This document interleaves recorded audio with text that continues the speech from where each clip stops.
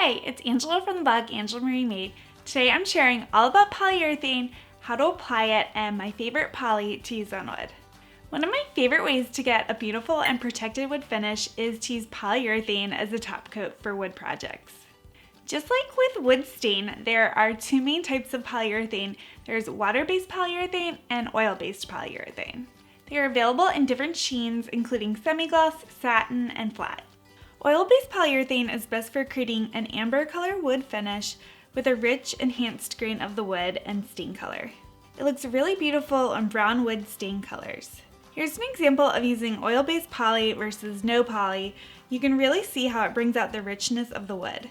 You should avoid using oil-based poly over white paint or white stain, gray stain, or a whitewash wood. Basically, anything that's lighter because of the amber and color effect of the oil-based poly. Oil-based polyurethane is considered more durable than water-based, but because of that, it does have a longer dry time between coats compared to water-based. Oil-based polyurethane is really smelly and has a lot of VOCs, so you always want to make sure that you apply it outside or in a really well-ventilated area. You can also wear a paint respirator mask when using it. It can be applied with a natural bristle brush, a foam brush, and even a rag if it's the wipe-on kind. It also comes as a spray-on finish. Due to the oil-based nature of it, though, it should always be cleaned up with mineral spirits and properly disposed of at your local waste center and not just thrown in the trash. Okay, let's talk about water-based polyurethane. Water-based poly is great for a clear finish over your wood. It looks great over weathered wood finishes or gray wood stains. Although water-based polyurethane isn't as durable as oil-based, it's still really durable and it's a great top coat to use. One of the best features of water-based polyurethane is that it's not as smelly or as high level of VOCs as the oil kind. However, it should still be applied in a really well-ventilated area. It's also faster drying than oil-based polyurethane and it cleans up really easily. You can use soap and water for cleaning it up. Water-based polyurethane can be applied with a synthetic brush or a foam brush or as a spray-on finish. Although water-based polyurethane doesn't cause yellowing like the oil kind, it can still cause a darkening or even a little bit of yellowing of the wood depending on the type of wood that was used, so it's always best just to test it out first to see how it's going to look. Okay, my favorite type of polyurethane to use is this fast-drying oil-based polyurethane by Minwax. I've used it for years on so many projects. It's really easy to find, it's inexpensive, and it looks great on wood, especially when you're trying to make it look richer and enhance the grain of it. My favorite tool for applying polyurethane is a foam brush, no matter if it's oil or water-based. It doesn't leave brush marks, and it's really easy to control the amount of polyurethane that's applied to the wood. Foam brushes are also really inexpensive and they're easy to clean up. Once you're finished with them and they're dried out, you can just throw them out. You don't have to clean them like you do brushes. Now I'm going to show you how to apply polyurethane to wood, and I'll be using my DIY built-in wood bench top for an example. The first step is to prep the wood finish for poly. Before you even finish your wood project with wood stain or paint, make sure that it's sanded really well. This is super important for not just the polyurethane top coat, but for the best wood stain or paint application too. The wood finish should be smooth to the touch and not feel rough. Make sure it's free of dust and dirt too. Let the stain or paint on your project dry for at least 24 hours before applying polyurethane. Step number 2 is to set up a workspace. Use a secure flat surface or work table.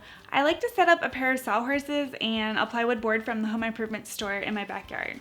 Then I place scrap 2x wood under my wood project to raise it off the table. This helps to easily apply the poly to the sides of the wood project and to let it dry more evenly as well. When handling polyurethane, make sure to wear chemical resistant gloves. I like to wear nitrile gloves. Use a wood stirring stick and stir the poly before using it. Don't ever shake it though, because shaking can cause bubbles in the application process. The next step is to apply the first coat of polyurethane. For application, I use a foam brush, as I said earlier, and I apply the polyurethane very lightly in long strokes into the grain of the wood to avoid foam brush strokes.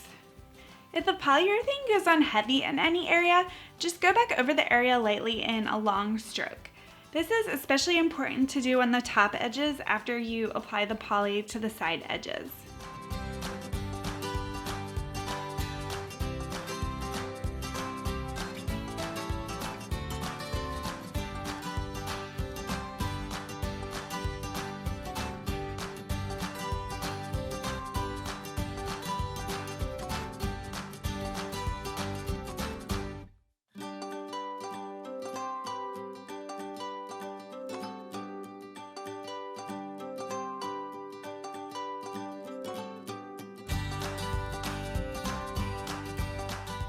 Also, just a tip, I like to wrap my foam brush in a small plastic bag between coats to keep it from drying out, so I only need to use one foam brush per project. Allow the polyurethane to dry for several hours. Drying times can vary depending on the type of polyurethane used and temperature and humidity conditions, but the wood will feel dry to the touch and not sticky or tacky. After your first poly coat is applied and has dried, the wood grain might rise some, so you can feel that by running your hand over the wood and it will feel a little bit rough.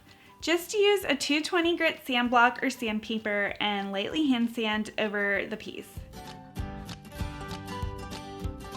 Then use tack cloth to wipe away the sawdust. You can then feel the wood grain again and it should feel smooth. Apply a second coat of polyurethane the same way you applied the first coat. With the second coat, the poly will go on easier and smoother.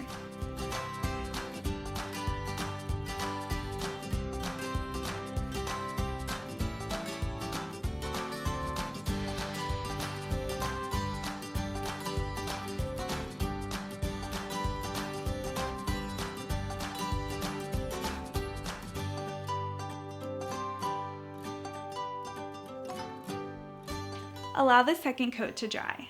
You should always apply 2 coats of polyurethane, but you can add a third coat for even more durability. After applying the last coat of polyurethane, let it dry for at least 24 hours before handling it, and then it takes another few days for it to cure more, and then you can lightly handle it, and then it can take up to a full 30 days for it to fully cure.